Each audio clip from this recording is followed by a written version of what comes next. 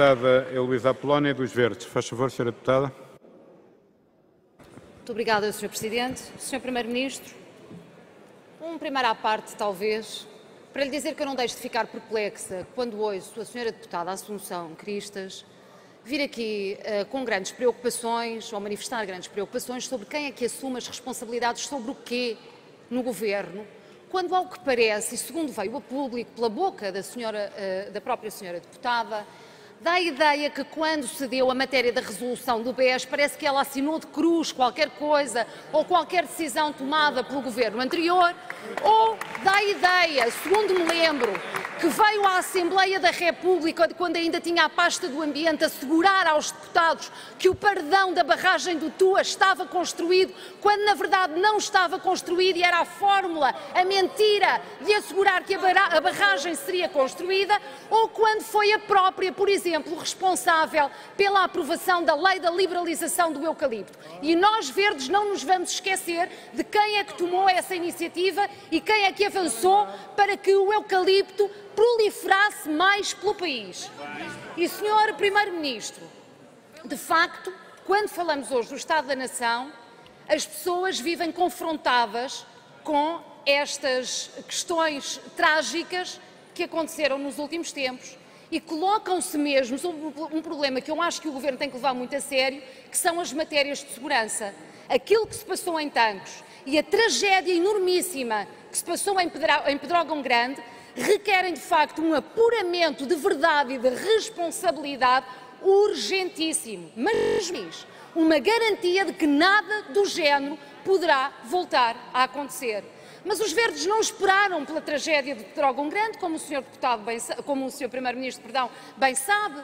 Na posição conjunta, nós determinámos de imediato a necessidade de uma reforma florestal, a necessidade de acabar com a monocultura do eucalipto, a necessidade de valorizar espécies autóctones na nossa floresta, a necessidade de tornar a nossa floresta mais resiliente ao drama dos fogos florestais que nos assolam ano após ano.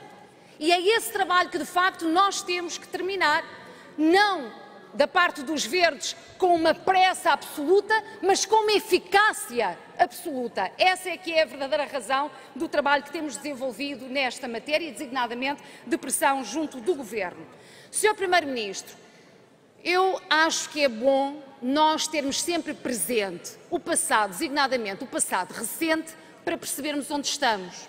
E eu também não me vou esquecer de responsáveis do Governo PSD-CDS terem afirmado perentoriamente ao país que as pessoas não se iludissem porque os salários não voltariam a ser aquilo que eram em 2011. E isto foi muito claro relativamente à ideia que o Governo PSD-CDS tinha relativamente aos cortes que estava a fazer, aos cortes nos salários, aos cortes nas pensões, aos cortes nos apoios sociais, aos cortes nos feriados, ao aumento do IVA na restauração, ao aumento do horário de trabalho, ao aumento da precariedade. Tudo medidas definitivas. Era esta a linha que tinham traçado para o país.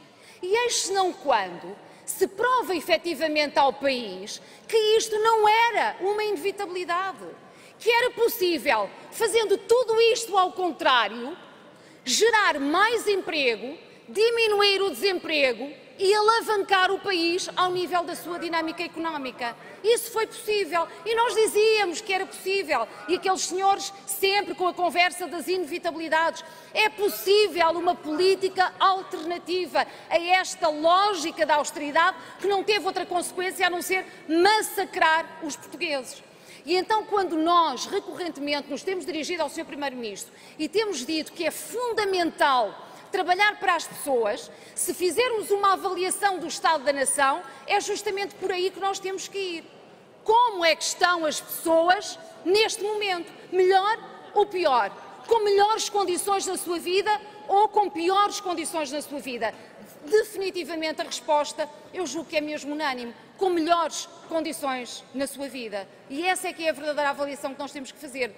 É suficiente o que está feito? Claro que não. Os Verdes gostariam que o Governo acelerasse o ritmo relativamente a algumas matérias? É óbvio que sim, porque nós consideramos que trariam resultados positivos mais depressa. E então, Sr. Primeiro-Ministro, há algumas questões que nós temos mesmo que acelerar, e designadamente no próximo Orçamento de Estado, escalões do IRS, o descongelamento das carreiras na função pública, mais e melhor investimento público para reforçar a resposta que os serviços públicos dão. Mas, Sr. Primeiro-Ministro, há algumas questões que eu vou pedir mesmo ao Sr. Primeiro-Ministro que dê algumas respostas mais concretas. Sobre a matéria das assimetrias regionais e do combate ao despovoamento e à desertificação do interior do país, o Sr. Primeiro-Ministro tem que ser mais concreto. Dê-me um exemplo de 2, 3 medidas que o Governo considera fundamentais para que esse combate se faça.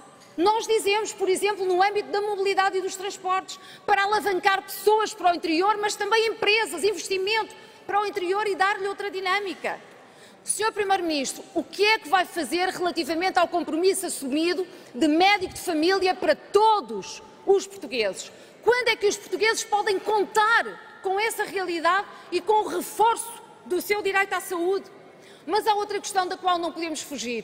Para quando, Sr. Primeiro-Ministro, as 35 horas no setor privado? Muito obrigada.